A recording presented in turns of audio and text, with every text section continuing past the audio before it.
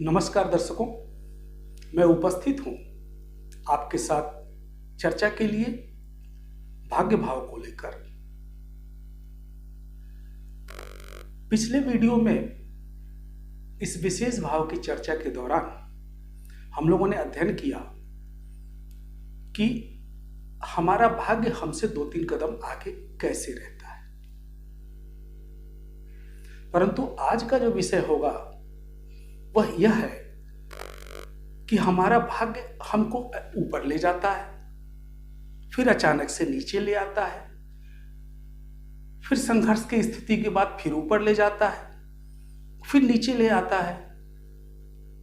तो हम बहुत ऊपर नहीं जा पाते, हमारा संघर्ष का दौर चलता रहता है। और कुछ लोगों के साथ तो ये होता है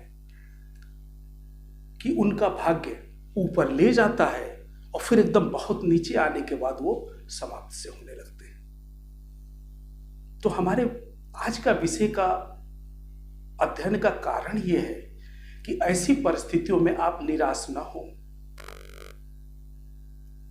आपका भाग्य उत्तम होगा,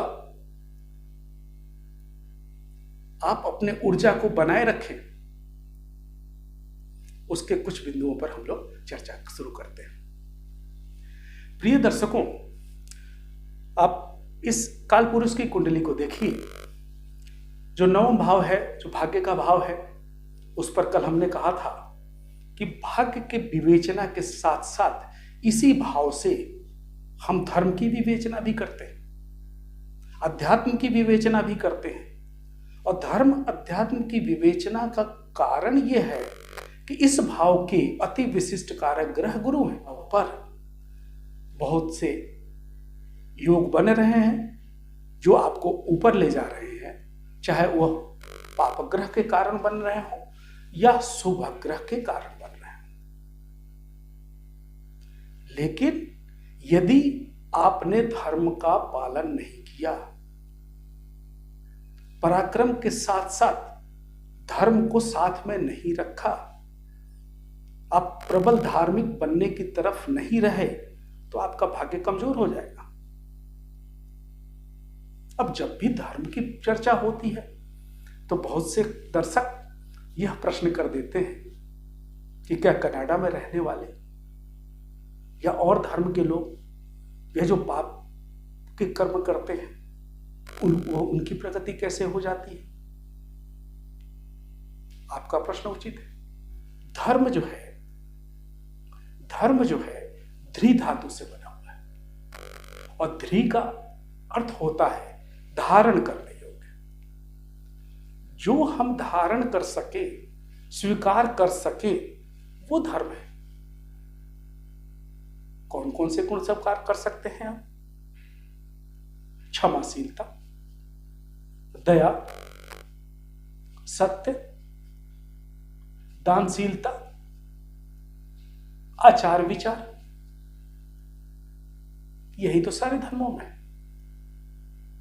चाहे वो अमेरिका में रह रहे हो, चाहे भारत में रह रहे हो, आप देखिए और धर्मों में भी दानशीलता को कितना महत्व दिया जाता है, क्षमा को कितना महत्व दिया जाता है। तो ये स्वीकार्य है, यही धर्म है।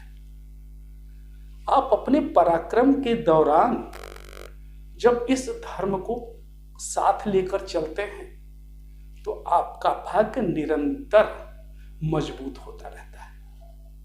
आप अगर किन्हीं कारणों से अगर ऊपर की स्थिति में पहुंचे हैं, अगर धर्म को आपने संभाला हुआ है, तो आप वहीं रुके रहेंगे। यदि आप अधार्मिक हो गए, समझ लीजिए कि आपकी कुंडली में शनि की स्थिति, राहु की स्थिति, मंगल की स्थिति ऐसी बनी हुई है जो आपके भाव को मजबूत कर रही है, आपको ऊपर लेके जा रही है। लेकिन इन पाप ग्रहों की वजह से आप अपने धर्म को नहीं निभा पा रहे हैं तो आप निश्चित मानिए कि यहां जाने के बाद आपको नीचे आना है। अब ज्योतिषीय कुछ कारणों को समझिए, कुछ योगों को देखिए। यदि आपकी कुंडली में चंद्रमा अकेले बैठा हुआ है तो केमद्रुम योग लग गया। केमद्रुम योग की स्थिति में यदि चंद्रमा आपका मजबूत भी है, पक्ष बल से मजबूत है, अंश बल से मजबूत है, तो आपको बहुत ऊपर ले जाएगा, आपको आसमान की ऊंचाइयों तक ले जाएगा। लेकिन इस योग के कारण आपको नीचे भी लेके चला आएगा। तो आपका भाग्य तो बहुत साथ दिया, लेकिन केमद्रुम के कारण आप नीचे आ गए। एक ये भी कारण है। दूसरा आइए, यदि नवम भाव में आपके शुभ ग्रह हो या पाप ग्रह हो या नवम भाव की स्थिति अच्छी है, लेकिन 8वें भाव और 10वें भाव में पाप ग्रह बैठ गए या शुभ ग्रह नीच के होके भी बैठ गए हैं, तो पाप कर्तरी योग बन गया। ऐसी स्थिति में भी आपका भाग्य अच्छा होते भी आपका ऊपर ले जाने के साथ साथ कभी भी नीचे ले आएगा और संघर्ष की स्थिति बना देगा।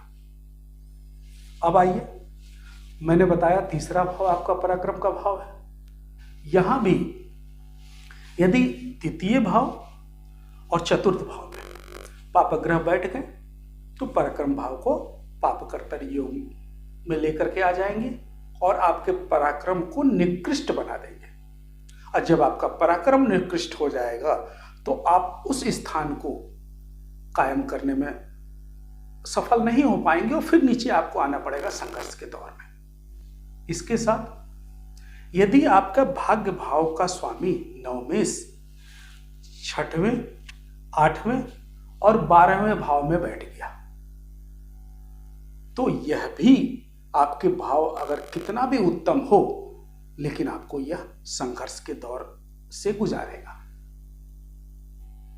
एक और कारण लेकर चलिए, यदि शुक्र के साथ गुरु या बुध की युति नवम भाव से संबंधित हो तो शुक्र की महादशा दशा में आपकी प्रगति एकदम बहुत अच्छी होगी, लेकिन गुरु की महादशा में और दशा में आपका अवमूल्यन होगा, आप नीचे आएंगे, उतना बढ़िया फल नहीं मिलेगा।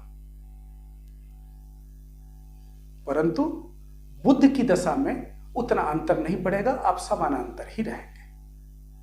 यदि राहु चौथे, 5वें, 10वें और 11 भाव में है, 11वें भाव में है, तो यह अतिकारक है आपको प्रबल राजयोग प्रदान करने में।